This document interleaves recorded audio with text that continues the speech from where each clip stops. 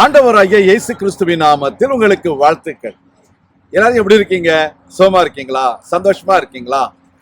இந்த நாளிலும் ஆண்டவர் கொடுக்கிற ஆசீர்வாதமான வார்த்தை மத்தேயு எழுதின சுவிசேஷம் 7ஆம் அதிகாரம் 11ஆம் வசனம். ஆகையால் பொல்லாதவர்களாகிய நீங்கள் உங்கள் பிள்ளைகளுக்கு நல்ல ஈவுகளை கொடுக்க அறிந்திருக்கும் போது பரலோகத்தில் இருக்கிற உங்கள் பிதா தம்மிடத்தில் வேண்டிக் கொள்கிறவர்களுக்கு நன்மையானவைகளை கொடுப்பது அதிக நிச்சயம் அல்லவா? அருமையான தேவனுடைய பிள்ளைகளே, நம்ம வாழ்க்கையில நம்ம பிள்ளைகளுக்கு எப்பொழுதும் நல்ல காரியங்களை நம்ம செய்ய வேண்டும் என்று விரும்புகிறோம். நல்ல பொருட்களை வாங்கி கொடுக்கிறோம், நல்ல பரிசு பொருட்களை கொடுக்கிறோம், அன்பளிப்புகளை கொடுக்கிறோம்.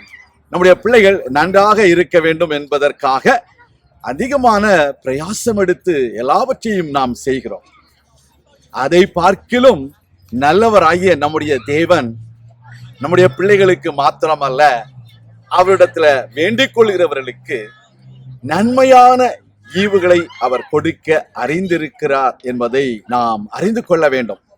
Dear children of God, we need to understand that our Lord God is pleased to give good gifts to his people, those who pray, those who ask, those who desire to have good gifts. இந்த உலகத்துல தேவன் நம்மை தம்முடைய பிள்ளைகளாக தெரிந்தெடுத்திருக்கிறார். அவர் நமக்கு நல்ல ஈவுகளை கொடுக்க வேண்டுமானால் நாம் அவரிடத்திலே வேண்டிக் கொள்ள வேண்டும். Only when you ask God, God will give you the good gifts in your life. Whatever it may be, God knows what is good for you.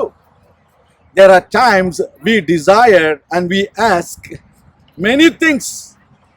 It may not be good for you, which God understand and he will not give also.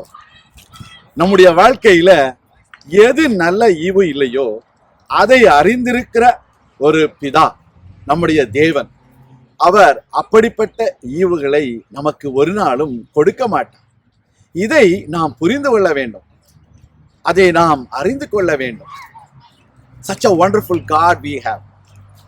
When you ask, he will give you, but he will give you only the good things for you. So whatever you receive from God, it will be always good because he is a good God. நம்முடைய வாழ்க்கையில அவர் நல்ல தேவனாக இருக்கிறபடினால அவர் நல்ல ஈவுகளை கொடுப்பார் என்பதை நாம் விசுவாசிக்க வேண்டும். அதை விசுவாசித்து தேவனிடத்திலே கேட்க வேண்டும். அநேக வேளைகளில நாம் தேவனிடத்திலே கேட்காத பட்சத்தில் நாம் யாரிடத்திலே கேட்கிறோமோ அவர்களாலே நல்ல ஈவுகளை கொடுக்க முடியாது. அவர்களால் இயன்றதை கொடுப்பார்கள். There are times we do not ask God, but to someone who cannot give you the best, but he can give you whatever he can. That is why we are not able to receive the good gifts. But when you ask God, he will be able to give you always good gifts to you. நம்முடைய வாழ்க்கையில நம்முடைய தேவனிடத்துல கேட்கும் பொழுது நமக்கு நன்மையானது கிடைக்கிறது.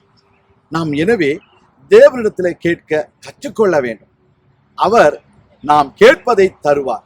நீங்கள் எதை கேட்கிறீர்களோ அதை பெற்றுக்கொள்வீர்கள். நீங்கள் எதை விரும்புகிறீர்களோ அதை உங்களுக்கு அவர் தர வல்லவராயிருக்கிறார். He is able to give all the good gifts in your life. It may be financial gifts, it may be a gift in your promotion, in your job, in your family, or for your children.